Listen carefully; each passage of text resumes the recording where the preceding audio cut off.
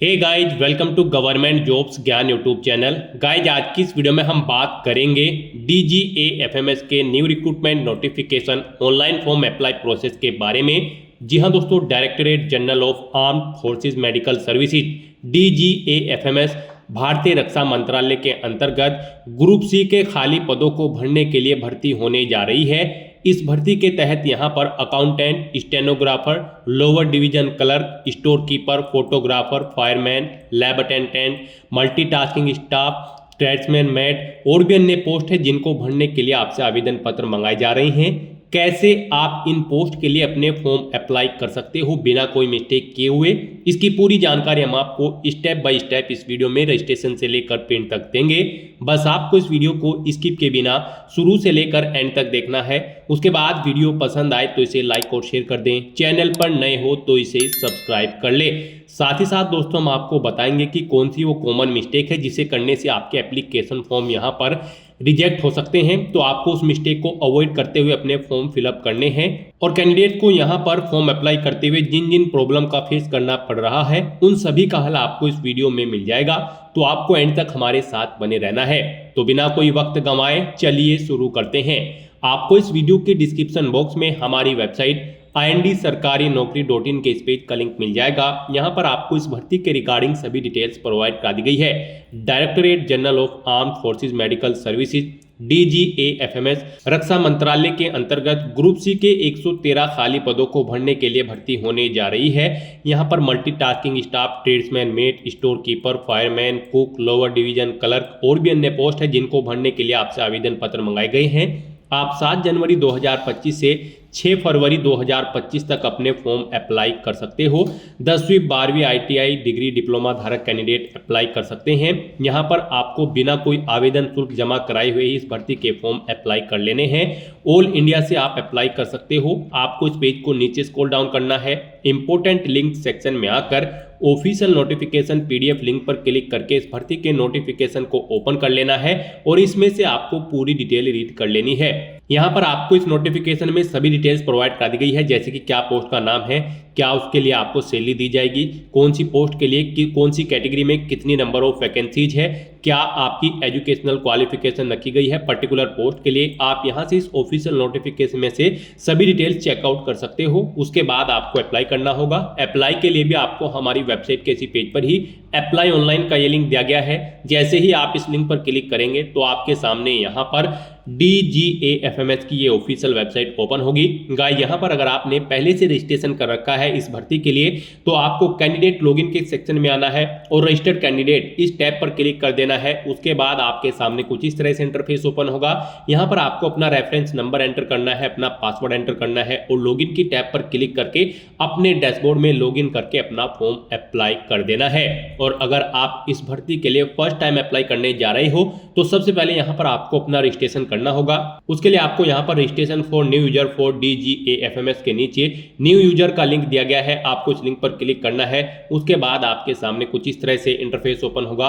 Apply करने से पहले आपको यहाँ पर सभी डिटेल्स इस भर्ती के रिगार्डिंग प्रोवाइड करा दी गई है, जैसे कि क्या भर्ती पर अप्लाई करने का शेड्यूल है, क्या आपका एलिजिबिलिटी क्राइटेरिया होना चाहिए, कैसे आप अप्लाई कर सकते हो। सभी जनरल इंस्ट्रक्शंस आपको अप्लाई करने से पहले प्रोवाइड करा दी गई हैं। आपको सभी डिटेल्स 1 बाय 1 करके चेकआउट करनी है।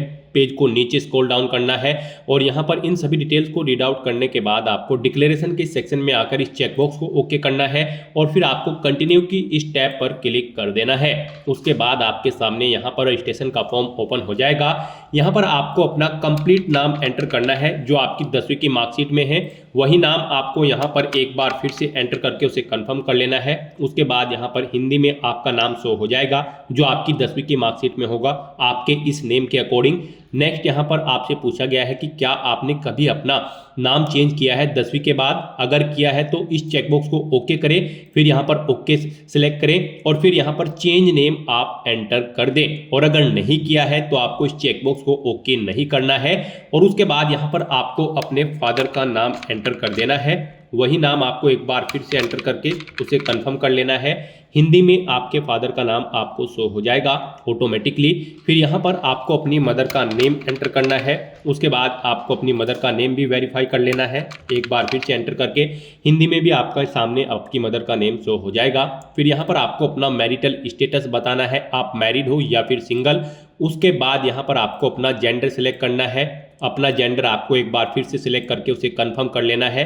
फिर आपको अपना 10 डिजिट का active and valid mobile number enter करना है, अपनी ईमेल आईडी आपको एंटर करनी है और फिर आपको सेंड ओटीपी ऑप्शन पर क्लिक कर देना है। उसके बाद आपके रजिस्टर्ड मोबाइल नंबर और ईमेल आईडी पर ओटीपी आएंगे, वो ओटीपी आपको वेरीफाई कर लेने हैं। उसके बाद आपको अपना पासवर्ड यहाँ पर क्रिएट करना है। पासवर्ड यहाँ पर आपका अल्फा न्यूमेरिक फॉर्मेट में होना चाहिए। मींस आपके पासवर्ड में कम से कम एक अपर केस कैरेक्टर, एक लोअर केस कैरेक्टर, एक इंटीजर नंबर और एक स्पेशल कैरेक्टर जैसे कि @ हैश या फिर डॉलर होना चाहिए। वही पासवर्ड आपको यहाँ पर कंफर्म पासवर्ड फील्ड में एंटर करके उसे कंफर्म कर लेना है। उसके बाद आपको ये कैप्चा कोड यहाँ पर एंटर करना है।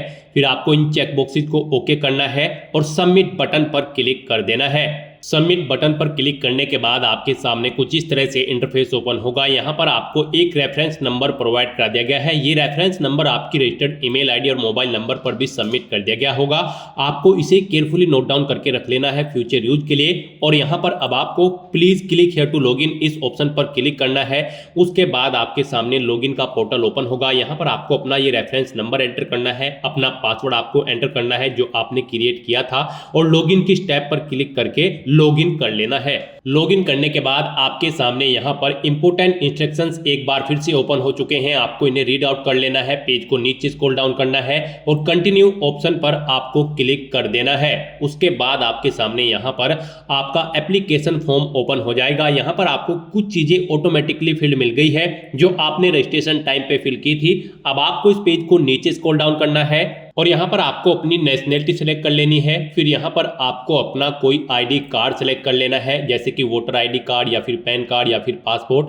आप यहाँ पर कोई भी अपना वैलिड आईडी कार्ड सिलेक्ट करें, उसका नंबर आप एंटर करें। फिर यहाँ पर आपसे पूछा गया है आपकी बॉडी पर कहीं कोई कट या तिल का निशान है, अगर है तो उस पैलेस का नाम आप एंटर कर दे, नहीं है तो नो मार्क आप यहाँ पर एंटर कर दे। फिर यहाँ पर आपको अपनी कैटेगरी सिलेक्ट कर लेनी है, आप किस कैटेगरी से बिलोंग करते हैं। फिर आपसे पूछा गया है कि क्या आप एक सर्विसमैन हैं, अगर है तो यस ऑप्शन सेलेक्ट करें और फिर आप उसकी डिटेल दें और अगर नहीं है तो आपको नो ऑप्शन सेलेक्ट कर लेना है। उसके बाद यहाँ पर आपसे पूछा गया है कि क्या आप विभागीय कैंडिडेट हैं, केंद्र सरकार के कर्मचारी हैं जिन्होंने कम से कम 3 साल की सेवा पूरी कर ली है। अगर है तो आप यहाँ पर यस ऑप्शन सेलेक्ट करें और फिर उसकी डिटेल दें और अगर नहीं है तो आपको नो ऑप्शन सेलेक्ट कर लेना है। उसके बाद यहाँ पर आपसे पूछा गया है क्या आप निम्नलिखित श्रेणियों में से किसी में 40% या उससे अधिक की बेंचमार्क दिव्यांगता वाले व्यक्ति हैं या कैंडिडेट हैं, यानी कि आप PWBD कैंडिडेट हैं।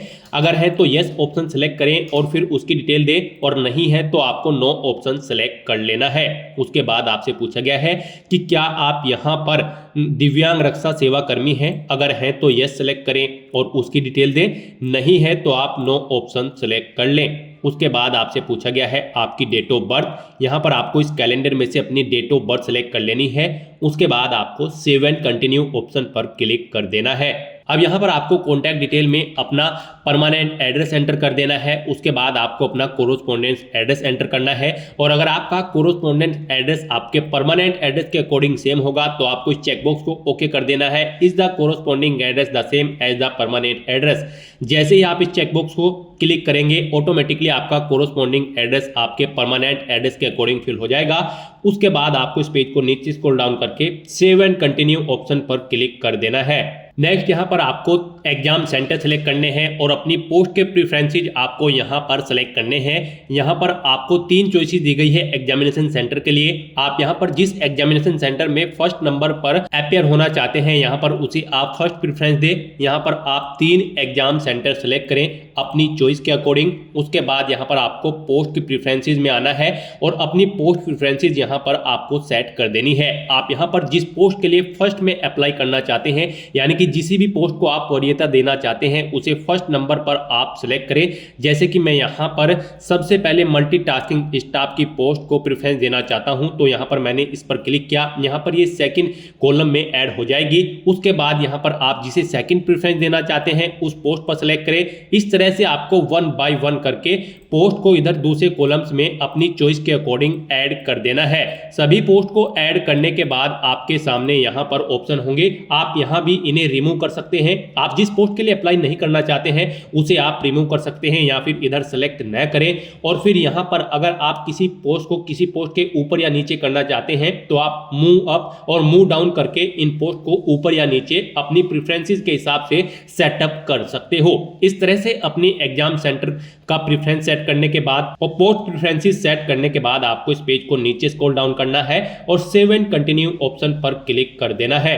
नेक्स्ट यहाँ पर आपको अपनी एजुकेशनल क्वालिफिकेशन की डिटेल प्रोवाइड करानी है। गाइज आप ऑफिशियल नोटिफिकेशन में इसे चेकआउट कर ले। आप जिस भी पोस्ट के लिए अप्लाई करने जा रहे हैं उसके सामने यहाँ पर आपको आपकी क्वालिफिकेशन, एक्सपीरियंस और डिजायरेबल क्वालिफिकेशन की डिटेल प्रोवाइड कराई गई है। जैसे कि यहाँ पर अगर आप अकाउंटेंट की पोस्ट के लिए अप्लाई करेंगे तो आपके पास डिग्री होनी चाहिए कॉमर्स में या फिर 12th पास आउट होना चाहिए किसी वेल रिकॉग्नाइज्ड यूनिवर्सिटी या फिर बोर्ड से, प्लस यहाँ पर आपको 2 साल का एक्सपीरियंस होना चाहिए किसी कैश या फिर account and budget work in government office में। और अगर आप स्टेनोग्राफर की पोस्ट के लिए अप्लाई करते हैं तो आपका 12वीं क्लास पास आउट होना जरूरी है और ये स्किल्स आपके अंतर्गत होनी जरूरी है।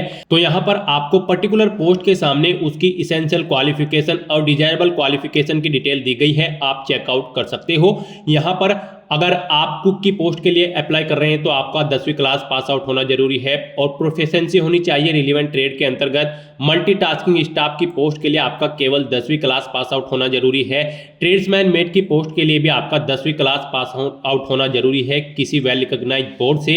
और यहाँ पर आपके पास अप्रेंटिसशिप का सर्टिफिकेट होना जरूरी है इन ट्रेड्स के अंतर्गत, जैसे कि fitter, welder, watch repair, blacksmith, modeller, cutler, painter, tinsmith. इस तरह से आप यहाँ से पर्टिकुलर पोस्ट की सभी डिटेल्स एजुकेशनल क्वालिफिकेशन की चेकआउट करें और फिर यहाँ पर आप अपनी एजुकेशनल क्वालिफिकेशन की डिटेल फिल आउट कर दें। यहाँ पर आपको सबसे पहले अपनी 10वीं क्लास की डिटेल फिल करनी है। सबसे पहले यहाँ पर आपको सिलेक्ट करना है अपनी 10वीं क्लास में आपने 10वीं क्लास पास आउट की है या फिर उसके इक्विवेलेंट कोई एग्जाम आपने पास आउट किया है। फिर आपको यहाँ पर बोर्ड का नाम देना है जिस बोर्ड से आपने अपनी 10वीं क्लास पास आउट की है। सब्जेक्ट आपके पास कौन कौन से थे, साइंस स्ट्रीम, आर्ट स्ट्रीम या फिर कॉमर्स, आप यहाँ पर एंटर करें। उसके बाद यहाँ पर कब आपने पास आउट किया है वो डेट आप यहाँ पर सेलेक्ट करें। उसके बाद यहाँ पर आपने कितने मार्क्स ऑब्टेन किए हैं वो आप एंटर करें। टोटल कितने मार्क्स थे जिसमें से आपने मार्क्स ऑब्टेन किए हैं वो आप एंटर करें। इनके अकॉर्डिंग यहाँ पर आपकी परसेंटेज कैलकुलेट होकर आपके सामने शो कर दी जाएगी। उसके बाद यहाँ पर आपको ऐसे ही 12वीं क्लास की डिटेल फिल आउट कर देनी है। फिर आपको यहाँ पर अपनी ग्रेजुएशन की डिटेल प्रोवाइड करानी है। ग्रेजुएट डिग्री की डिटेल फिल करने की जरूरत केवल उन्हीं कैंडिडेट को है अगर आप किसी पोस्ट के लिए अप्लाई करने जा रहे हो और उस पर अप्लाई करने के लिए आपके पास ग्रेजुएशन की डिग्री होनी जरूरी है, तभी आप यहाँ पर ग्रेजुएशन की डिटेल दें। नहीं तो आप इस सेक्शन को खाली भी छोड़ सकते हैं। अगर आप ग्रेजुएशन से रिलेटेड पोस्ट के लिए अप्लाई नहीं कर रहे हो तो यहाँ पर आपको सबसे पहले अपनी यूनिवर्सिटी, कॉलेज या इंस्टीट्यूट का नाम देना है। पासिंग ईयर आपको सिलेक्ट कर लेना है। फिर कितने मार्क्स आपने ऑब्टेन किए हैं वो एंटर करें। टोटल कितने मार्क्स थे जिसमें से आपने मार्क्स ऑब्टेन किए हैं वो एंटर करें। इनके अकॉर्डिंग आपकी परसेंटेज कैलकुलेट होकर आपके सामने शो हो जाएगी। फिर यहाँ पर आपको अपने डिप्लोमा की डिटेल प्रोवाइड करानी है। अगर आपको किसी पोस्ट पर अप्लाई करने के लिए डिप्लोमा की रिक्वायरमेंट है तो आप डिप्लोमा की डिटेल यहाँ पर दें। जैसे कि यहाँ पर आप सबसे पहले इंस्टीट्यूट का नाम दें जिससे आपने अपना डिप्लोमा कंप्लीट किया है। जैसे कि कोई आईटीआई का डिप्लोमा आपने फिटर, वेल्डिंग या जिस भी ट्रेड में किया है उसकी डिटेल आपको यहाँ पर देनी है। फिर यहाँ पर आप सब्जेक्ट का नाम एंटर करें जिसमें आपने अपना ये डिप्लोमा कंप्लीट किया है। कब पास आउट किया है वो डेट सेलेक्ट करें। कितने मार्क्स आपने ऑब्टेन किए हैं वो एंटर करें। मैक्सिमम कितने मार्क्स थे जिसमें से आपने मार्क्स ऑब्टेन किए हैं वो एंटर करें। आपकी परसेंटेज इन मार्क्स के अकॉर्डिंग कैलकुलेट होकर आ जाएगी। फिर यहाँ पर अगर आपने कोई एडिशनल क्वालिफिकेशन कर रखी है, जिस भी पोस्ट के लिए यहाँ पर आपको एडिशनल क्वालिफिकेशन रिक्वायर्ड है तो उसकी डिटेल यहाँ पर आपको देनी होगी। फायरमैन की पोस्ट के लिए आपसे पूछा गया है क्या आपने राज्य अग्निशमन सेवा या किसी मान्यता प्राप्त संस्थान से अग्निशमन का प्रशिक्षण लिया है, तो यहाँ पर आपको यस ऑप्शन सेलेक्ट करना है। उसके बाद आपसे यहाँ पर पूछा गया है क्या आपने निम्नलिखित में से किसी एक ट्रेड में अप्रेंटिसशिप या योग्यता पूरी की है, tradesman, mate, fitter, welder, watch repair, blacksmith, modeller, cutler, painter, इनमें से यहाँ पर ये ट्रेड्समैन मेट की पोस्ट के लिए रिक्वायर्ड है, तो यहाँ पर आपको यस ऑप्शन सेलेक्ट करना है। इस तरह से आपको अपनी क्वालिफिकेशन की डिटेल अपनी पोस्ट की रिक्वायरमेंट के हिसाब से फिलअप कर देनी है और फिर आपको सेव एंड नेक्स्ट ऑप्शन पर क्लिक कर देना है। नेक्स्ट यहाँ पर आपको अपने वर्क एक्सपीरियंस की डिटेल प्रोवाइड करानी है। यहाँ पर जिस पोस्ट के लिए एक्सपीरियंस रिक्वायर्ड है तो आपको अपने एक्सपीरियंस की डिटेल प्रोवाइड करानी है। यहाँ पर आपसे पूछा गया है क्या आपको कार्य अनुभव है, एक्सपीरियंस है, अगर है तो आप यस ऑप्शन सेलेक्ट करें, नहीं है तो आप नो ऑप्शन सेलेक्ट करें और फिर सेव एंड कंटिन्यू ऑप्शन पर क्लिक कर दें। और अगर आपको एक्सपीरियंस है तो आप यहाँ पर यस ऑप्शन सेलेक्ट करें, फिर अपने एक्सपीरियंस की डिटेल आप यहाँ पर दें। यहाँ पर आप सबसे पहले ऑर्गेनाइजेशन का नाम बताएं जिसमें आप कार्यरत थे या फिर कार्य कर रहे हो, नौकरी की भूमिका, जॉब रोल आप अपना एंटर करें, डेट ऑफ ज्वाइनिंग, कब आपने ज्वाइन किया था वो डेट आप यहाँ पर सिलेक्ट करें। और अगर आप यहाँ पर आपका वर्तमान में भी जॉब कर रहे हैं तो यस करें, नहीं कर रहे हैं तो आपको नो ऑप्शन सिलेक्ट करना है और फिर जिस डेट को आपने जॉब छोड़ी है वो डेट आपको इस कैलेंडर में से सिलेक्ट कर लेनी है। फिर आपके एक्सपीरियंस का समय इन डेट्स के अकॉर्डिंग कैलकुलेट होकर आपके सामने शो हो जाएगा। फिर आप यहाँ पर अपना पे लेवल एंटर करें। उसके बाद अगर आपको एक से ज्यादा जगह वर्किंग एक्सपीरियंस है तो आप ऐड की स्टेप पर क्लिक करें, एक और रो यहाँ पर ऐसी ही ऐड हो जाएगी और आप अपने एक्सपीरियंस की डिटेल उसमें प्रोवाइड करा दें। आपके एक्सपीरियंस का टोटल टाइमिंग इन डेट्स के अकॉर्डिंग कैलकुलेट करके यहाँ पर आपको ईयर, मंथ और डेज में प्रोवाइड करा दिया जाएगा। इस तरह से आपको अपने एक्सपीरियंस की डिटेल प्रोवाइड करानी है और फिर आपको सेव एंड कंटिन्यू ऑप्शन पर क्लिक कर देना है। नेक्स्ट यहाँ पर आपको अपना फोटो अपलोड करना है। गाइस यहाँ पर आपका फोटो 20 KB से 1 MB के बीच में होना चाहिए, JPEG या फिर JPG फॉर्मेट में। फोटो खिंचवाते समय आपको अपने सर पर कोई कैप या टोपी नहीं लगानी है, चश्मा नहीं लगाना है और चेहरा आपका साफ दिखाई देना चाहिए। धुंधली फोटो यहाँ पर आपकी रिजेक्ट कर दी जाएगी। फोटो का साइज आपका 3.5 सेंटीमीटर विड्थ और 4.5 सेंटीमीटर हाइट होनी चाहिए। यहाँ पर कैंडिडेट आपको इस सेक्शन में केयरफुली अपने डॉक्यूमेंट अपलोड करने हैं, फोटो, सिग्नेचर और डॉक्यूमेंट। अगर आप इस सेक्शन में गलती करेंगे, दी गई गाइडलाइंस के अकॉर्डिंग अगर आप अपने ये डॉक्यूमेंट, फोटो, सिग्नेचर और डॉक्यूमेंट अपलोड नहीं करेंगे तो यहाँ पर आपके आवेदन निरस्त भी किए जा सकते हैं। तो यहाँ पर अब आपको अपना फोटो अपलोड करना है। आपको चूज फाइल बटन पर क्लिक करना है, अपना फोटो आपको सेलेक्ट कर लेना है और अपलोड के इस बटन पर क्लिक करके अपना फोटो अपलोड कर देना है। उसके बाद आपको इस पेज को नीचे स्क्रॉल डाउन करके सेव एंड कंटिन्यू ऑप्शन पर क्लिक करना है। नेक्स्ट यहाँ पर आपको अपने सिग्नेचर अपलोड करने हैं। यहाँ पर आपके सिग्नेचर 10 KB से 1 MB के बीच में होने चाहिए, JPEG या फिर JPG फॉर्मेट में। यहाँ पर आपके सिग्नेचर पूरे होने चाहिए। आपको यहाँ पर भी चूज फाइल बटन पर क्लिक करना है, अपने सिग्नेचर को सिलेक्ट कर लेना है और अपलोड बटन पर क्लिक करके उन्हें भी आपको अपलोड कर देना है। अपने सिग्नेचर अपलोड करने के बाद आपको पेज को नीचे स्क्रॉल डाउन करना है, सेव एंड कंटिन्यू ऑप्शन पर क्लिक करना है। उसके बाद आपको अपने डॉक्यूमेंट यहां पर अपलोड करने होंगे। उसके बाद यहां पर आपके सामने कुछ इस तरह से इंटरफेस ओपन होगा। गाइस यहां पर आपको अपना ID कार्ड, 10वीं क्लास का सर्टिफिकेट, 12वीं क्लास का सर्टिफिकेट, ग्रेजुएशन का सर्टिफिकेट, डिप्लोमा सर्टिफिकेट, आपकी पोस्ट की रिक्वायरमेंट के हिसाब से यहां पर आपको अपने सर्टिफिकेट अपलोड करने होंगे। एडिशनल डिग्री कोर्स या सर्टिफिकेट है तो आप वो भी अपलोड करें, कास्ट सर्टिफिकेट अपलोड करें, वर्क एक्सपीरियंस अगर आपको है तो उसका सर्टिफिकेट भी आप अपलोड करें। यहां पर ये डॉक्यूमेंट की लिस्ट आपकी पोस्ट जो आपने सिलेक्ट की है उसकी रिक्वायरमेंट के हिसाब से यहां पर आपके सर्टिफिकेट आपसे अपलोड करने के लिए मांगे जाएंगे। आपको यहां पर इन्हें अपलोड करना है। इसके लिए भी आपको गाइडलाइन दी गई है। यहां पर आप अपलोड करने से पहले अपने दस्तावेजों की जांच और सत्यापन कर ले।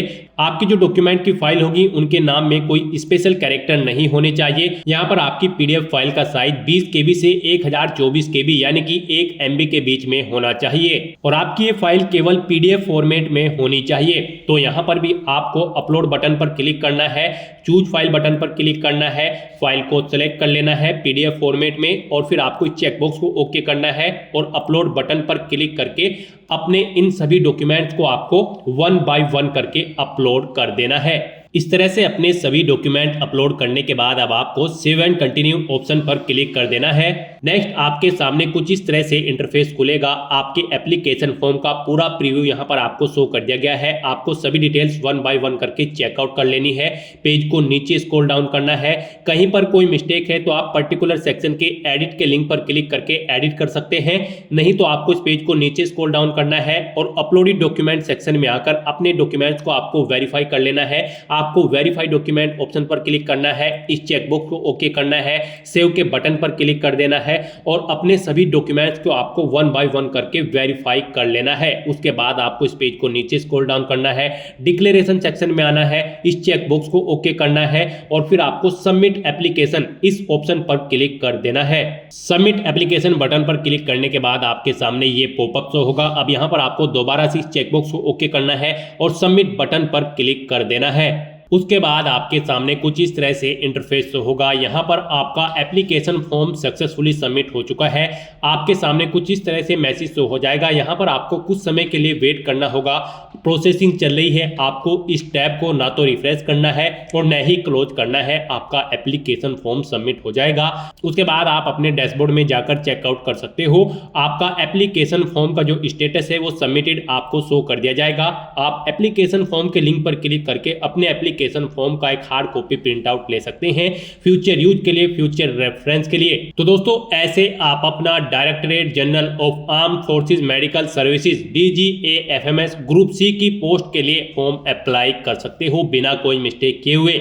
आज की इस वीडियो में बस इतना ही।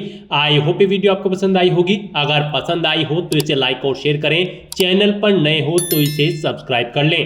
Thanks for watching.